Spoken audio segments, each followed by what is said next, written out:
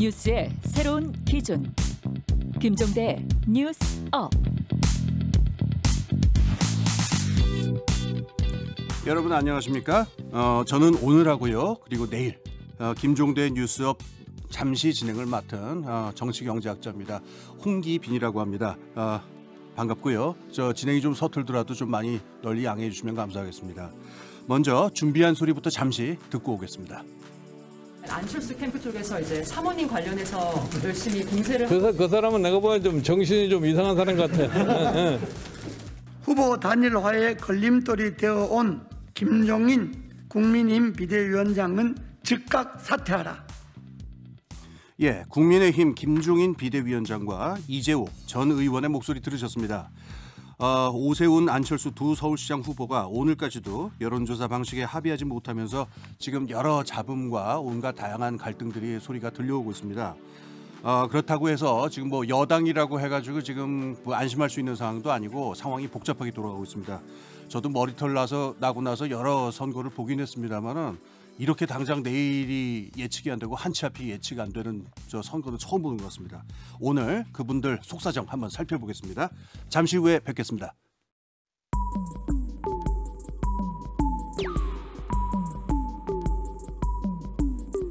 나쁜 일은 일어나기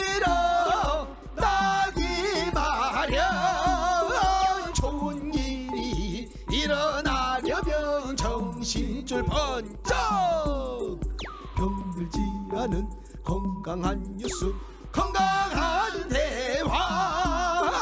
몸에 좋은 것 뉴스 생로 병사의 비밀.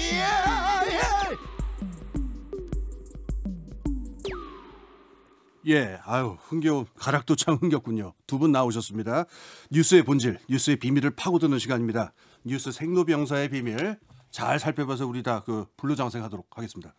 자, 뉴스 빙하 김민하 시사평론가님, 그리고 뉴스 화산 김수민 시사평론가, 어서 오세요 두 분. 반갑습니다. 안녕하세요. 예, 오늘 첫 번째 뉴스 화산. 뉴스 네네. 화산 김수민 평론가께서 어떤 얘기 준비하셨어요? 네, 서울시장 선거 이모저모 준비를 해왔고요. 특히 오세훈 안철수 단일화 협상 매듭을 짓지 못했거든요. 예, 그렇죠. 지금도 원래는 한창 진행 중이죠. 네, 원래는 목요일까지 여론조사 완료를 해서 내일 발표를 하고 단일 후보만 딱 등록을 하는 그런 시나리오였는데 한때 양측 입장이 좁혀진 것으로 알려지긴 했었습니다. 문구를 어떻게 짜느냐, 예. 어떻게 설문하느냐에서 적합도를 물을 거냐, 경쟁력을 물을 거냐 이거였는데 예. 이것을 이제 샘플들을 반으로 양쪽을 잘라가지고 한쪽은 적합도를 묻고 한쪽은 경쟁력을 물어서 합산하는 것으로 그렇게 예. 가닥을 잡았는데 문제는 이제 여기서 끝나지 않고 더 단초들이 협상이 깨질 수도 있는 단초들이 남아 있었다라고 하는 것이고요. 예. 그 한편 박영선 민주당 후보 같은 경우는 또 그쪽대로 예. 박원순 전 시장 문제로 곤혹을 치르고 있습니다. 예. 이 뉴스의 비밀, 유선 무선 대범하게 선 넘는 재량이란 무엇인가?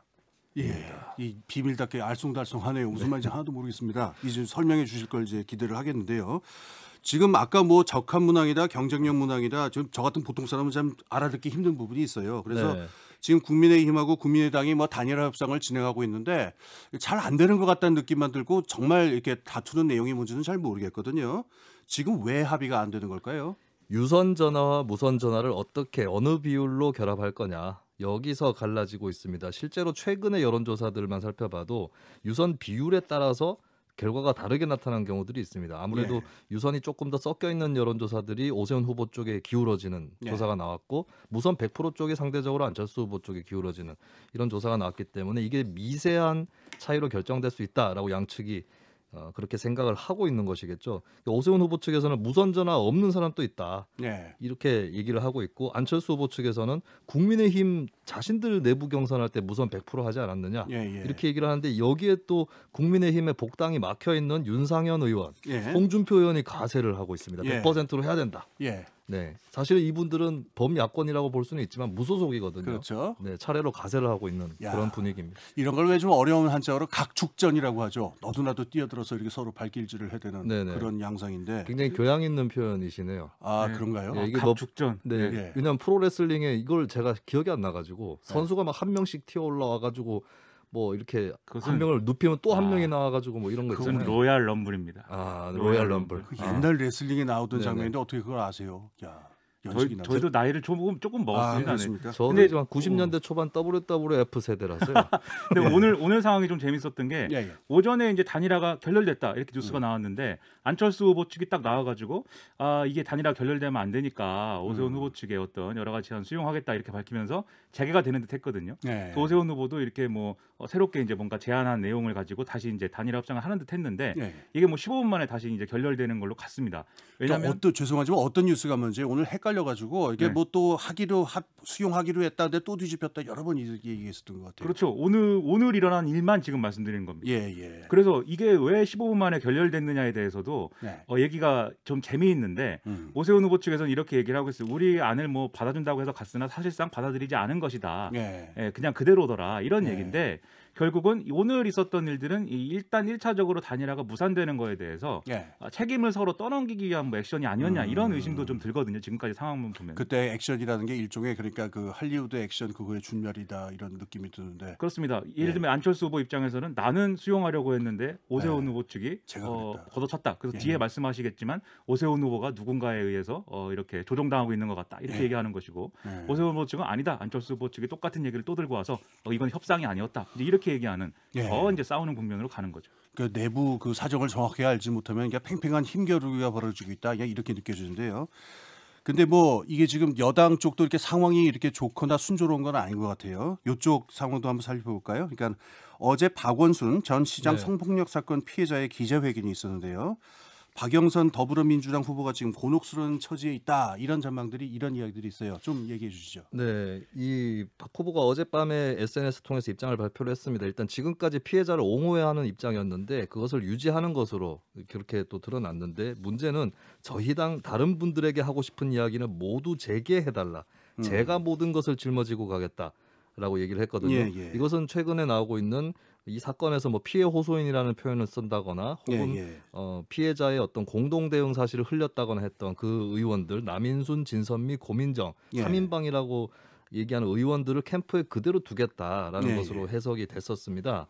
근데 오늘 일단 고민정 의원이 캠프에서 사퇴한다라고 그렇게 입장을 발표를 했었고요. 예. 근데 나머지 2명의 의원에 대해서도 계속 공세가 이어질 것 같은데 여기서는 이제 박 전 시장 사건이라고 하는 이 선거의 주요 쟁점은 계속 유지될 것이다라는 거에 더해서 예. 하나를 더 전망을 해보면 그 박영선 후보는 왜 캠프에서 저 사람들을 정리를 못할까라고 그 하는 세 사람 그 문제가 지금 네. 논란이 되는 세 사람이요. 그렇습니다. 박영선 후보 입장에서는 뭐 피해자를 옹호한다고 했고 그렇다면은 정리 못할 건 없는 것 같은데 그들이 없다고 선거를 못 치르는 것도 아닐 것이고 예. 그렇다면 이제 박영선 후보에 대해서 사실 박영선 후보는 두 가지 강점 때문에 어느 정도 그 악효과를 상쇄해온 측면이 있습니다. 첫 예, 번째는 본인이 여성 후보고 두 번째는 여당 비주류 이미지라서 예. 정권 심판 여론에서 약간 비껴나 있는 게 있었거든요. 예. 근데 현재 이제 캠프에 이런 논란이 있을 경우 이것을 정리하지 못하면 예. 저 사람이 서울시장에 대비하는 사람으로서 재량이 있는 사람인가? 과연 대안이 되겠느냐? 독자적으로 뭔가 할 수 있는 사람인가? 예. 뭐 윗선이나 대통령이나 정권을 거스를 수 있냐? 예. 이런 또 문제 제기가 이어져서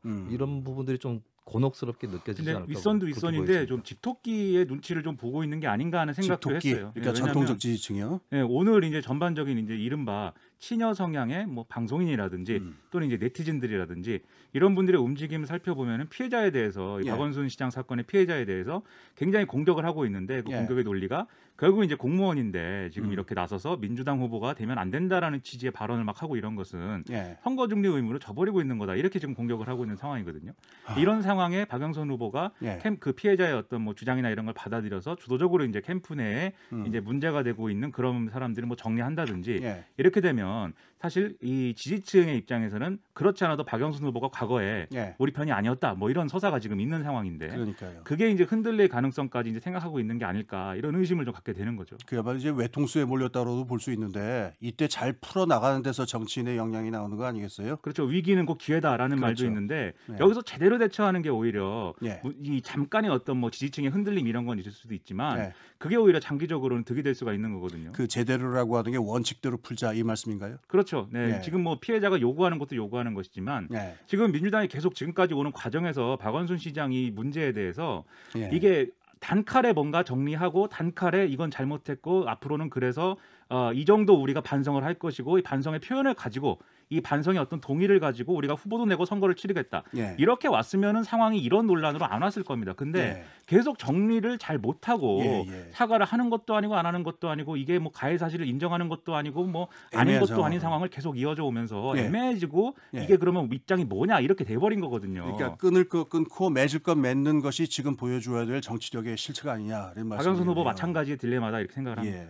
그럼 여기서 다시 한번 야당으로 가보겠습니다. 국민의힘 오세훈 후보가 지금 내곡동 땅 문제로 지금 공격을 받고 있는데요.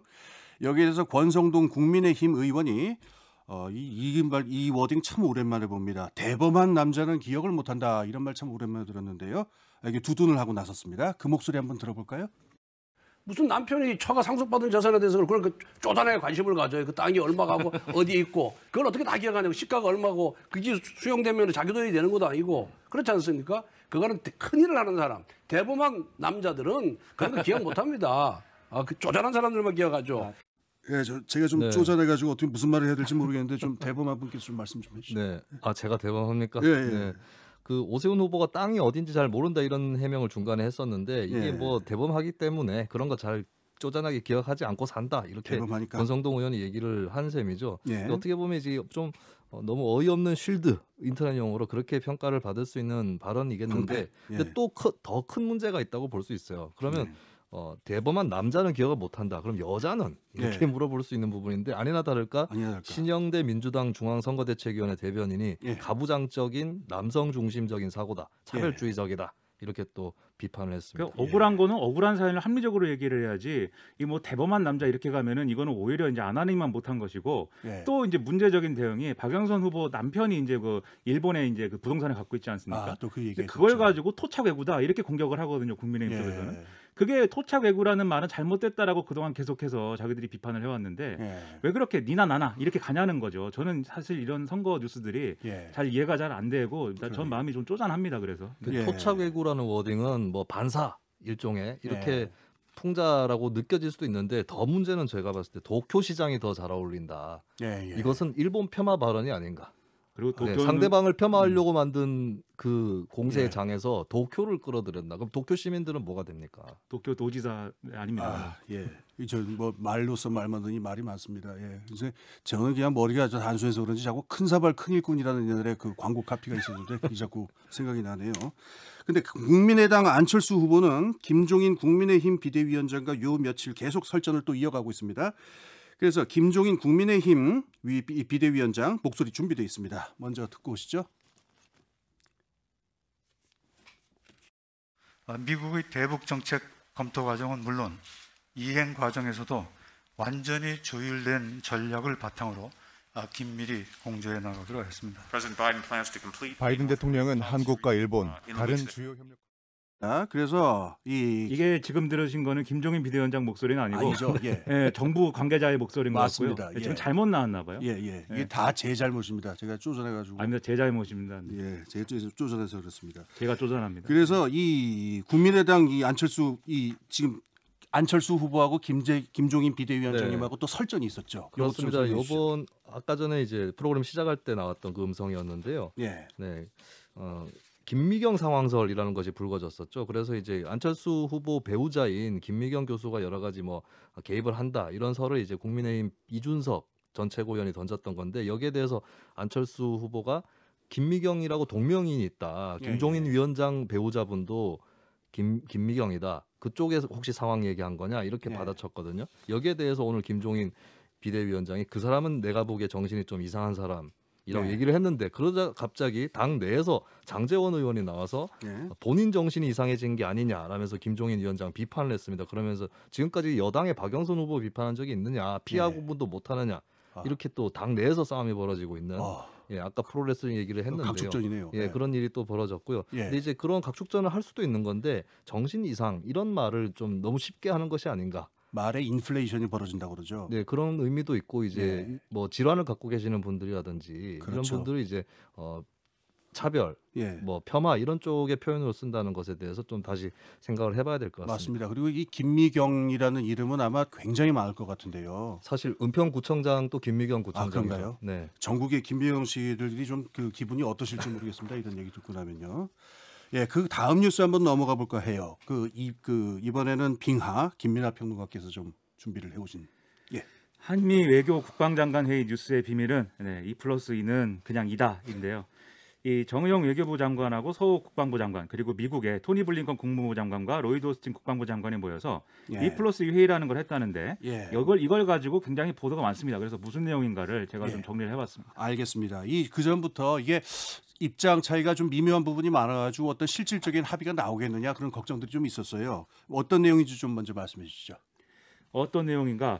방금 전에 사실은 이 소리를 들었어야 되는데 김종인 비대위원장 음성으로 나왔기 때문에 어쨌든 오늘 이제 공동 성명을 합의해서 발표를 하긴 했습니다. 그래서 일단 그 내용을 요약을 해드리면요. 한미 동맹하고 그다음에 한미 군사 훈련은 중요하다. 이 점을 이제 확인을 했고요. 북한 문제는 상호 조율된 대북 전략하에 추진하면서 그리고 유엔 안보리 결의 이행이 중요하다는 점을 이제 강조를 한다. 이 점이 들어갔고 규범에 기초한 국제질서 위협에 공동 대처하기로 했다. 이렇게 얘기도 나왔습니다. 그러니까 한마디로 얘기하면 북한 문제에 대해서 서로 앞서가지 말고 또 중국에 대해서는 우리가 공동 대응을 해야 된다. 이거에서 합의를 했다. 뭐 이런 얘기입니다. 뭐 한미 동맹의 큰 흐름에서 보면 원론적인 확인인 것 같긴 한데 그래도 이 전후 맥락을 보면 미국 입장이 좀 더 관철된 게 아니냐 뭐 이런 얘기를 하는 분들도 있죠. 그렇습니다. 아무래도 기존의 트럼프 행정부에서는 사실 뭐 이렇게까지 얘기한다기보다는 각국하고 개별적인 어떤 협상을 통해서 문제를 풀어나가려는 모습을 보였는데 지금은 어쨌든 미국이 이제 그 어떤 전환기에 있는 것이고 그런 연장선에서 우리의 대북 전략이나 이런 것들이 이제 바뀌어야 되기 때문에 그래서 이번에 나온 이 공동 성명이라는 건 결국 미국의 전체 전략에 우리가 따라가는 모양새가 된 거 아니냐 이제 이런 해석이 나오는 건데요. 다만 미국이 좀 톤 다운했다 이런 대목도 있습니다. 예를 들면 이 토니 블링컨 장관은 그 전날에도 이제 와서 뭐라고 했냐면 북한의 독재 정권이 자국민에게 조직적이고 광범위한 학대를 자행하고 있다 이렇게 북한 인권 문제 얘기를 했고 일본에서도 이제 그 얘기를 했습니다. 북핵, 미사일 프로그램, 인권 침해 이걸 다 언급했기 때문에 이게 또 공동 성명에 들어가면 북한이 또 이제 뭔가 이제 험한 말을 할 것이다라고 예상을 했는데요. 근데 공동 성명에는 인권 침해 관련 내용은 들어가지 않았고요. 다만 이걸 공동 성명을 한 다음에 이제 통상 질의응답을 하지 않습니까? 이 자리에서는 또 토니 블링컨 장관이 하고 싶은 얘기를 다 했습니다. 그래서 북한은 이 핵무기를 가지면 중국이 말려줘야 되는데 말리지도 않고 있다. 대북 제재를 무력화시키고 있다. 인권 침해에 대해서도 뭐 침묵하고 있다. 북한은 뭐 인권 침해를 막 하고 있고 중국은 모든 약속을 어기는 나라이다. 뭐 이렇게 얘기를 했는데 이거 외에도 이제 북한의 비핵화라는 표현 대신에 북한 핵, 탄도미사일 문제 이렇게 좀 표현이 톤 다운된 부분도 있고요. 이것도 계속해서 미 국무부는 북한 비핵화라는 표현을 고집하고 있고 얼마 전에 쿼드 회의에서도 이 고집을 했는데 아무래도 좀 이렇게 한 거는 톤 다운 한 것이다. 뭐 이런 해석도 있습니다. 이게 공동 성명 이외에도 계속 입장을 발표하거나 대화를 하거나 여기에 보면은 양쪽 간에 큰 키워드 차이가 하나 보이는데 미국은 인도 태평양이라는 표현을 많이 쓰고 한국은 동북아시아라는 표현을 많이 쓰거든요. 이 부분도 앞으로 이제 양국 간의 협의나 대화를 할 때에 어떻게 작용하는지 좀 지켜볼 만한 키워드인 것 같습니다. 그게 이제 그 쿼드라고 그러죠. 이제 그 문제하고 연결됩니다면 그 좀 이따 얘기하고 먼저 하나 짚고 넘어갈게. 아까 인권 문제 얘기 잠깐 나왔습니다만은 북한하고 미국하고 그동안 신경전이 있었죠. 험한 말들도 오고 하고 이거는 어떤 이 맥락에서 어떻게 봐야 될까요? 일단 계속해서 뭐 충돌이 있었습니다만 최근 상황에 좁혀서 놓고 보면은 백악관이 이런 입장을 밝혔습니다. 북한의 대화를 위해서 접촉을 여러 차례 시도를 했는데 북한이 응하지 않았다. 얼마 전에 이렇게 설명을 했는데요. 지금 이제 토니 블링컨 장관하고 그다음에 로이드 오스틴 국방부 장관이 방한을 하는 그 일정 직전에 최선희 북한 외무성 제1부상의 입장이 조선중앙통신을 통해서 발표가 됐습니다. 뭐라고 했냐면 이미 미국의 대조선 적대시 정책이 처리되지 않는 한 그 어떤 조미 접촉이나 대화도 이루어질 수 없다는 입장을 밝혔으며 따라서 우리는 앞으로도 계속 이러한 미국의 접촉 시도를 무시할 것이다. 무시하겠다. 즉 미국과 접촉이 있었다라는 점을 인정을 하면서 이거 기본적인 태도 바꾸지 않으면 응하지 않겠다라고 이제 한 거죠.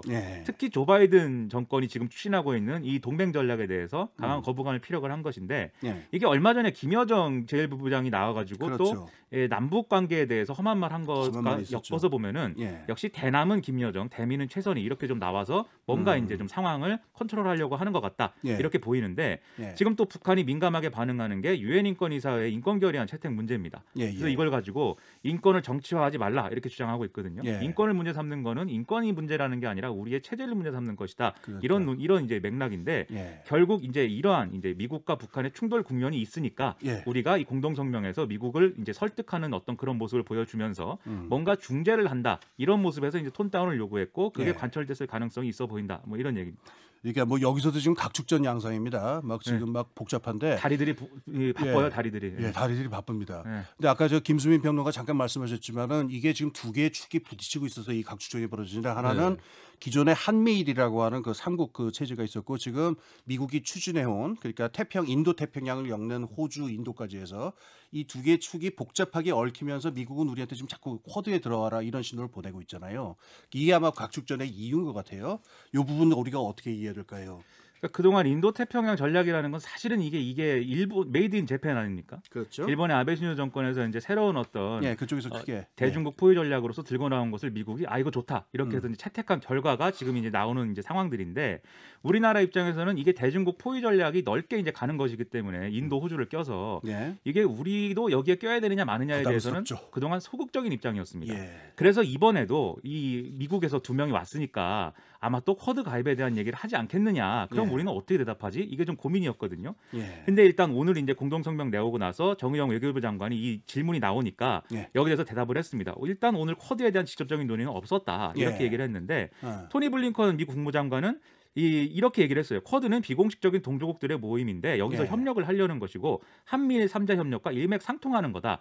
즉 당신들이 쿼드에 들어오는 것은 매우 자연스러운 일이다라는 취지의 얘기를 한 거죠. 자연스럽다. 그러니까 사실상 가입 권유에 준하는 제안을 했다라고 볼 수가 있는 것인데 이렇게 상황을 좀 종합해 보면은 결국 미국이 오늘 이제 쭉 최근까지 계속 내놓고 있는 메시지는 북한과 중국은 규범을 지키지 않는 국가들인 것이고 그러면 우리 편, 즉 미국의 편들은 뭐냐면 규칙을 지키는 국가들, 민주주의의 가치를 수호하는 국가들 여기에 함께 해야 된다. 민주주의 국가라면 이런 이제 메시지를 내는 거고 있어서 우리 입장에서는 과거의 트럼프 정권에서는 이제 협상 대 협상으로 이제 대응을 하면 됐는데 지금은 그 가치를 우리가 부정한다고 할 수가 없는 상황 아닙니까?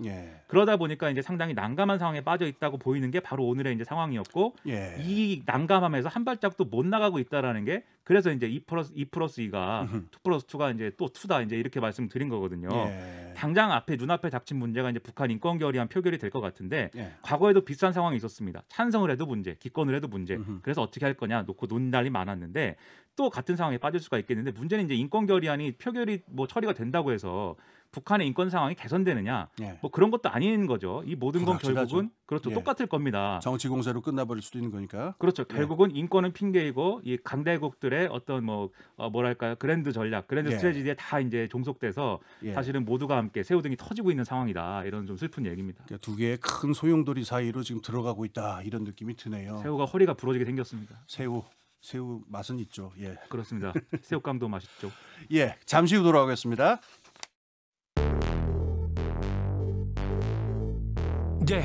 왜 뉴스는 태어나기만 하면 병이 들고 망가지는지 그 뉴스를 병들게 만들고 있는 건 도대체 누군지 병들지 않는 뉴스를 원하고 있지 그게 누구든지 그래서 우리는 김종대 목소리를 듣지 뉴스의 새로운 현상 뉴스의 생로병사 뉴스의 새로운 현상 뉴스의 생로병사 뉴스 생로병사의 비밀.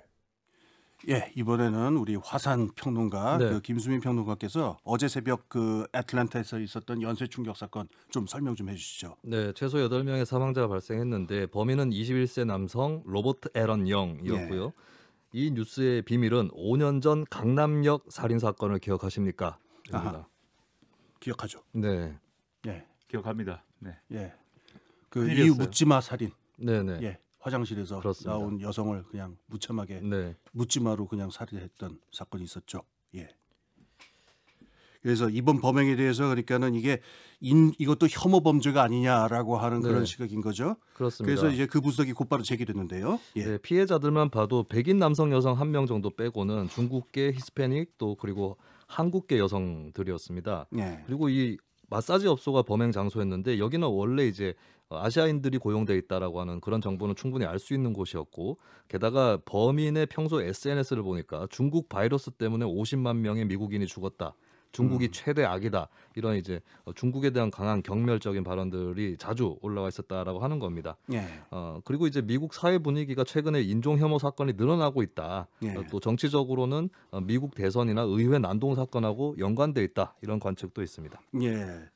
근데 인종 혐오 범죄 그 미국에서 많이 일어나는데요. 이제 뭐 흑인들이 많이 당하기도 합니다만은 아시아계 피해자들이 많이 당하고 네. 중국계 다음으로 한국계가 많이 당한다. 뭐 이런 조사 결과가 나왔죠. 예, AAPI라고 아시아 태평양계 증오를 멈춰라라고 하는 시민단체에서 낸 보고서였는데요. 이 내용을 보면 이제 피해자 출신국을 분석했을 때 중국계가 아시아계에서 이제 42.2%인데 네. 한국계가 14.8%고 인구 비율에 비하면 더 한국계가 많이 노출되고 있다라고 하는 그런 네. 통계가 나왔습니다. 이런 흐름은 아마 팬데믹 이후에 좀 더 가속화되고 있는 것이 아닌가 좀 예, 걱정스러운 마음입니다. 네. 사회적 갈등이 아무래도 고조되니까요. 그리고 이게 뭐 중국 바이러스다 막 이렇게 규정한 적이 있기 때문에 네. 미국의 트럼프 행정부나 이런 쪽에서 그렇죠.